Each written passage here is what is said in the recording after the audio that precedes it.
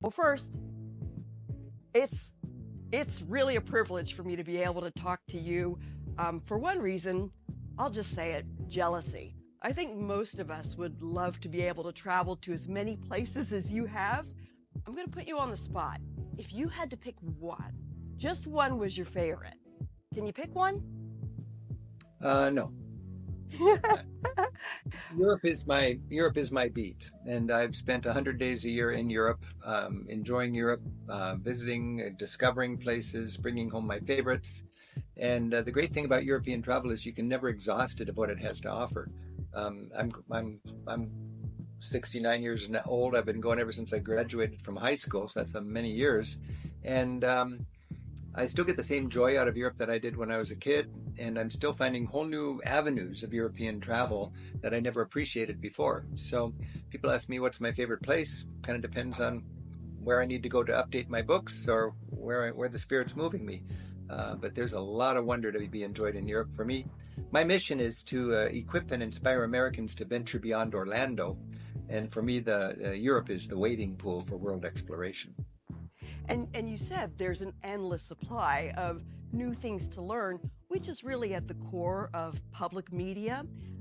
RSUtv is a little bit unusual. We are not a PBS affiliate, but we are a public television station. We're independent, and we are a training ground for university students. Can you talk a little bit about the importance of public media overall? Well, I'll talk about the importance of media to start with. There's something called the fourth pillar, and that is journalism and media. And that contributes to having an engaged and an educated electorate, because you can't have a healthy democracy with unengaged and uneducated electorate. You need to have an electorate that understands the issues of the day. And now when it comes to public broadcasting versus other broadcasting, the beautiful thing about public broadcasting, and I've been enjoying it all my life, and I've been producing TV shows for 30 years, is that this is the one place on the dial which is kind of an oasis. This is where, as a producer, as a person who writes scripts, I can make shows that respect people's intelligence, that assume an attention span, and bring people programming driven not by a passion for keeping advertisers happy, but simply by a passion for celebrating the world in all of its beauty and all of its diversity. And what's not to like about that? That's what public television does. And right now in our society, there are people that are threatened by us, engaged and educated electorate. There are people that don't want media that creates critical thinkers, and they are actually threatened by serious journalism. And what they're starting to call that kind of media now legacy media. I've never heard this term before, but that's the new term, the term du jour, for a part of our society that is being targeted by what is becoming our new government standards. Legacy media. If you get rid of legacy media, what do you have left? Social media. And social media is not based on quality journalism. Social media is hearsay. It's all sorts of people with different ideas about different things. And it's a dangerous thing to think of social media as journalism. So public media is important for the fabric of our democracy. And I'm big into pledge drives. I love to go on pledge drives. I charge a lot of money for people to have me come to their city and give a talk. But I go to a city and give a pledge appearance for free, because that's my contribution to the fabric of our democracy. And what I remind people is it's flat out good citizenship. The point of traveling around the world is important to understanding our own situations, because we get a broader view. Talk a moment about that, if you would. I love the thought. Well, I love the thought that 1,600 years ago, Muhammad said, "Don't tell me how educated you are, tell me how much you've traveled." I love the thought that you can learn more about your home sometimes by leaving it and looking at it from a distance. And I love the fact that when we travel, we realize that we are 4% of this planet. We're a beautiful 4%, but the only thing exceptional about us is that we can imagine that we would be considered exceptional in the eyes of God. It's just we're beautiful, but we're not exceptional. The whole world is filled with delightful, beautiful people and beautiful cultures. and the world's not a pyramid with us on top and everybody else to try to get there. I just love that. That's my favorite souvenir. And when I watch public television, I'm reminded that we don't need to be afraid of diversity. We can celebrate it. And there are so many different kinds of diversity. Another one is age. As a society, we are living longer. First time in history, we have 8 generations alive at the same time. We're doing a new program here called Generations.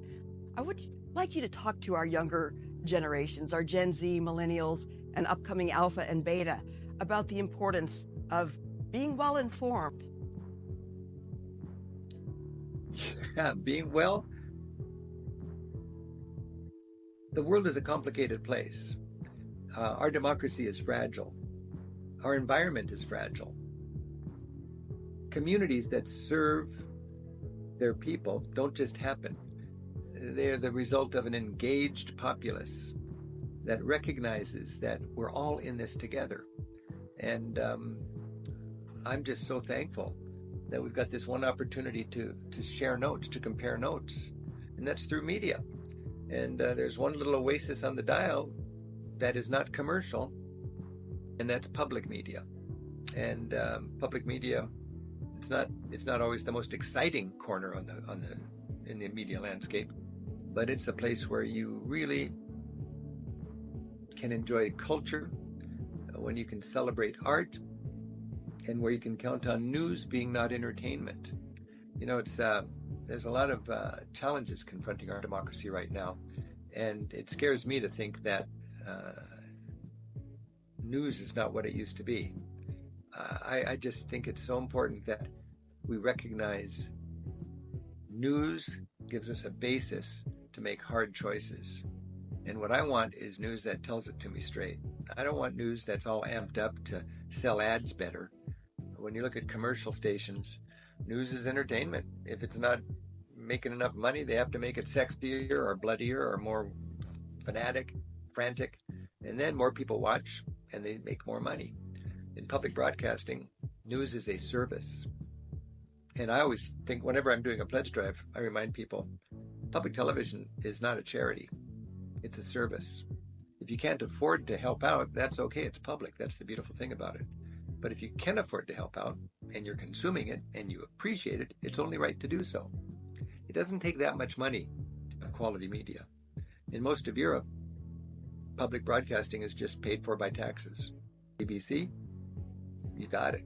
You know, England's got quality programming. In our society, we do it with pledge drives. It's okay, but it relies on people doing more than their share.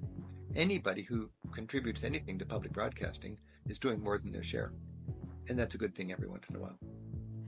And your show and all of your media content has evolved as we've evolved from broadcast to more digital platforms. And so that is where we find the younger generations. What would you say to appeal to them to be supporters, not just maybe chance consumers of public media? Yeah, we're in a transitional period, obviously, where we're going from broadcast programming to streaming programming. And broadcast, back in the old days, you know, when there was 5 or 6 channels, you didn't have that much choice. You watched what was playing when it was playing. And we could have pledge drives then that would cause the phones just to light up and everybody would get on board, and it made public television stations viable. Now, as fewer people are watching broadcast television and more people are watching streaming, you can have a great depot for all of the public television programming like we have at PBS Passport. But it's hard to get people to stream something and feel the immediacy and the excitement and the inspiration to financially support it. So we have to find a new model to have viewer-funded programming. So we have to raise awareness of the value of public media as opposed to commercial media. Commercial media is not bad in itself, but public media, non-commercial media, is more and more important than ever. These days, news cannot be viable if it's profits, or if it has to be making a profit. It can't be viable unless it's got an agenda, either left-wing or right-wing. I've had plenty of people in news media explain that to me. The only source of news that can afford to be boring is public broadcasting news. And by boring, I'm saying that in kind of a silly way, but not right. Not sensational, just straight. That's without the special effect, without the good-looking anchors necessarily, and so on. I mean, this is just community media. This is our media. And thank God there are people that recognize that and help pay for it. And anything I can do to contribute to the health of public media, just let me know. But something that is never boring is good storytelling, which you, of course, are a master of. And that is a skill that we definitely want to foster in our student population here at RSUtv. So encourage them to be good storytellers. For me, it's a real privilege to have something that's going to be aired, something that's going to be watched, that people are going to take the time to consume. It comes with a responsibility to say something meaningful, to produce good quality programming. And when it comes to content, for me, I have a mantra in my office: content is king. I look at that script. For me, one of my favorite tasks. For me, one of my favorite tasks is writing a script, and that script's got a responsibility to not just be eye candy, but to inspire, to educate, and to entertain.